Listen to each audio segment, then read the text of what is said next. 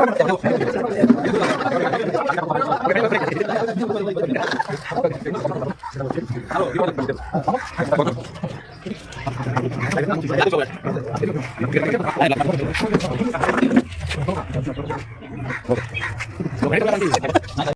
समस्त मोर नमस्कार। वर्तमान आज वीडियो निमंते प्रभु को धन्यवाद दिए। मो चिंतार बाहर आसी पहुंची जहाँ वर्तमान प्रतिकूल परिस्थिति मध्य विभिन्न सेवा कार्य मध्य बाधा सृष्टि समय आम ईबीसी अर्थात उत्कल बाप्टिस्ट मंडल सम्मेलन आउ संडे स्कूल समिति सभा होगा जाऊा समस्त विषय मुझे संग्रह करने आसी। बर्तमान मो पेंडाल मध्य अच्छी आ प्रभु दास मैंने अच्छा स्थानीय मंडल कर्तृपक्ष बृंद मैंने अच्छा स्थानीय मंडल पालक आज्ञा को मत बुझाई जाऊँगी। बर्तमान आम सम्मेलन आम खबर को स्वागत करुचु। पालक महाशय नमस्कार। नमस्कार। आम सम्मेलन आम खबर मधरे जो माने शुणुचंती देखुचंती प्रत्येक को नमस्कार देवा सहित जना करुछु। संडे स्कूल सम्मेलन वार्षिक सभा ब्रह्मपुर मंडली अर्थात आम मंडली रे चलित मास फेब्रुआरी मास 16-17 तारिख में अनुष्ठित होगा जाऊँगी अति शीघ्र। एथिर आयोजन वर्तमान सुधा चली प्राय कंप्लीट होगा गलानी।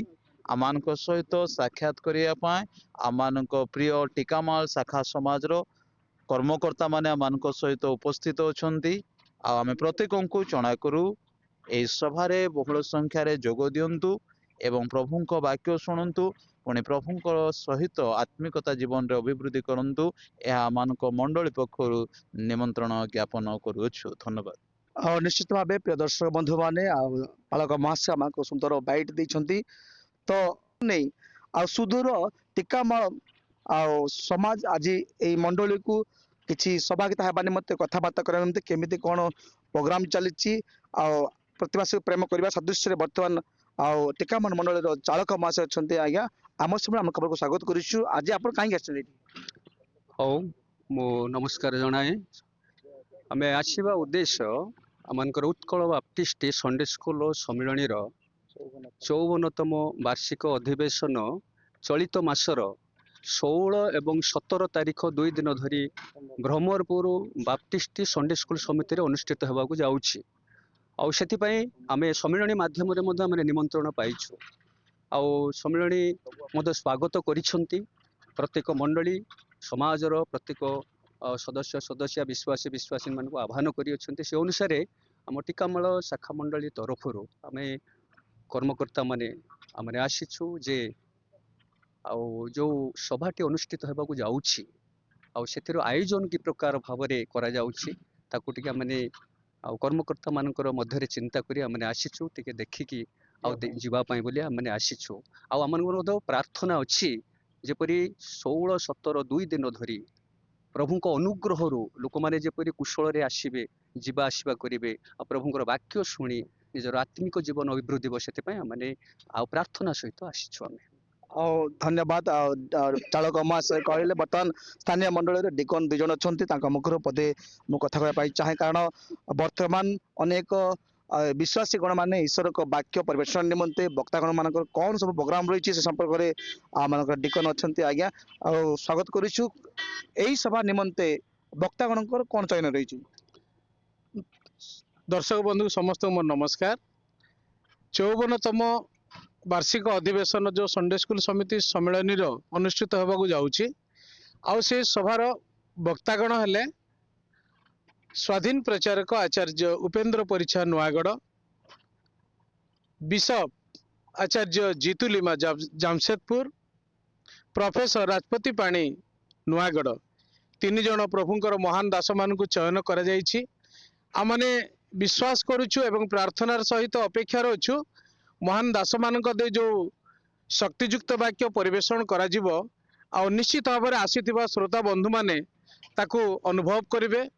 परित्राणर कार्य हबो आ शक्तिर कार्य हबो जेहेतु परमेश्वर से आश्चर्य तांको नाम आश्चर्य तांको कार्य भी आश्चर्य अटे। तेणु निश्चित भाव में से अलौकिक शक्तिर कार्य यही सभारे परिप्रकाशित प्रकाशित हबो यह आमनकर आशा एवं विश्वास रही प्रार्थना मध्य रही। हाँ धन्यवाद। प्रिय प्रभु लोक मैंने आज्ञा कहते प्रभु दास मान उपस्थिति ए सभा निमंते वक्ता मान कथा जानी पारिलु। पुणी द्वितीय कथा पचार चाहे आम डिकन आज्ञा अच्छा तो এই সভা নিমন্তে আমার ইবিএসএ ର ସୁସମ୍ପର୍କ ସହଭାଗିତା କେମିତି ଅଛି ଦର୍ଶକମାନଙ୍କୁ କୁହନ୍ତୁ। ପ୍ରଭୁ ଯୀଶୁ ଖ୍ରୀଷ୍ଟଙ୍କ ନାମରେ ଦର୍ଶକ ବନ୍ଧୁଙ୍କୁ ନମସ୍କାର ଜଣାଏ। ନମସ୍କାର। 54ତମ ସଣ୍ଡେ ସ୍କୁଲ ସମ୍ମିଳନୀର ଅଧିବେଶନ ବାର୍ଷିକ ଅଧିବେଶନରେ ଆମ ଓଡ଼ିଆ ଖ୍ରୀଷ୍ଟିଆନ ଆସୋସିଏସନର ଯେତେ ଗଜପତି ସମ୍ମିଳନୀରେ ଅଛୁ ଆଉ ଏଇ ଯେଉଁ ସଣ୍ଡେ ସ୍କୁଲ ସମ୍ମିଳନୀ ସଭାରେ ପ୍ରତ୍ୟେକ ଏହି ସ୍ଥାନରେ ଏକତ୍ର ହେବେ ପ୍ରଭୁଙ୍କର ବାକ୍ୟ ଶିକ୍ଷା ଶୁଣି ପରିତ୍ରାଣ କାରଣ ହେବା ପାଇଁ ଆମେ ଏହି ସମସ୍ତ ଆୟୋଜନ କରିଅଛୁ।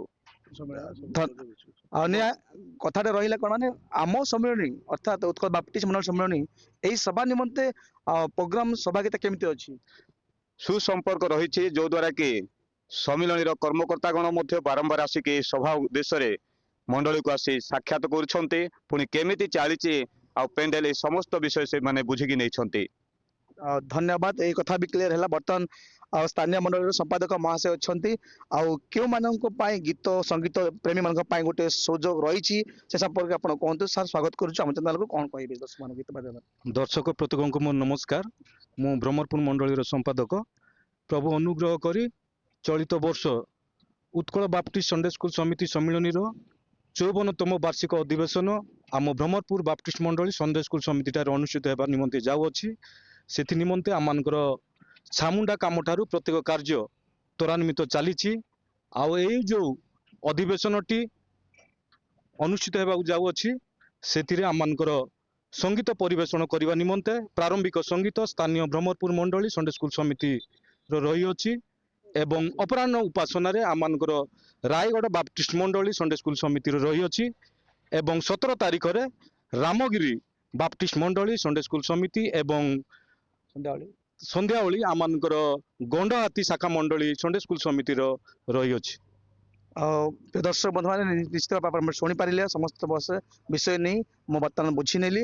ତ ଏତିକି ଅପେକ୍ଷା ରହିଲା ଯେ ଆପଣଙ୍କର ବହୁତ ସଂଖ୍ୟକ ଉପସ୍ଥିତ ରହିଲା। ମୁଁ ଶେଷ କଥା ପଚାରି ପାଳକ ମହାଶୟଙ୍କୁ ଟିକେ ଅନୁରୋଧ କରିବି କ'ଣ ପ୍ରତ୍ୟେକ ବିଶ୍ୱାସୀ ମାନଙ୍କୁ ଶାଖା ମଣ୍ଡଳୀକୁ ନିମନ୍ତ୍ରଣ ଦେବେ କୁହନ୍ତୁ। ଏହି ସମୟରେ ପ୍ରତ୍ୟେକ ମଣ୍ଡଳୀ ଶାଖା ମଣ୍ଡଳୀକୁ ଆମମାନେ ମଣ୍ଡଳୀ ସହିତ ଅପେକ୍ଷାରେ ଅଛୁ। ଆପଣମାନେ ସଭାକୁ ଆସନ୍ତୁ, ଆମମାନଙ୍କୁ ଉତ୍ସାହିତ କରନ୍ତୁ ଏବଂ ପ୍ରଭୁଙ୍କର ଆଶୀର୍ବାଦ ନେଇକି ଯାଆନ୍ତୁ। ଆମ ପାଇଁ ପ୍ରାର୍ଥନା କରୁଥିବେ।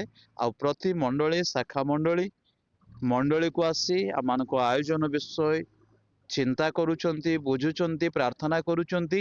ପୁଣି ସାହାଯ୍ୟର ହସ୍ତ ମଣ୍ଡଳୀ ଏବଂ ବ୍ୟକ୍ତିଗତ ଭାବରେ ମଧ୍ୟ ବଢ଼େଇ ଆମମାନଙ୍କୁ ଉତ୍ସାହିତ କରୁଥିବାରୁ ମଣ୍ଡଳୀ ପକ୍ଷରୁ ଧନ୍ୟବାଦ ଦେଉଛୁ। ବର୍ତ୍ତମାନ ବି ଆମମାନଙ୍କ ଟିକାମା ଶାଖା ମଣ୍ଡଳୀ ଆମମାନଙ୍କ ସହିତ ସେ ଉଦ୍ଦେଶ୍ୟରେ ଆସି ଆମମାନଙ୍କ ସହିତ କିଛି ସମୟ ହେଲା ରହିଅଛନ୍ତି। ମଣ୍ଡଳୀକୁ ମଧ୍ୟ ଧନ୍ୟବାଦ ଜଣାଉ। ବିଶେଷ ପ୍ରତ୍ୟେକଙ୍କୁ ମୋର ଧନ୍ୟବାଦ ଦିଏ କାରଣ ପ୍ରଭୁ ବହୁମୂଲ୍ୟ ସୁଯୋଗ ଦେଇ ଏହି ସମସ୍ତ ଖବର ଦେଇଥିବା ହେତୁ ପ୍ରଭୁ ପ୍ରତ୍ୟେକଙ୍କୁ ଆଶୀର୍ବାଦ କରନ୍ତୁ। ରହିଲି, ନମସ୍କାର।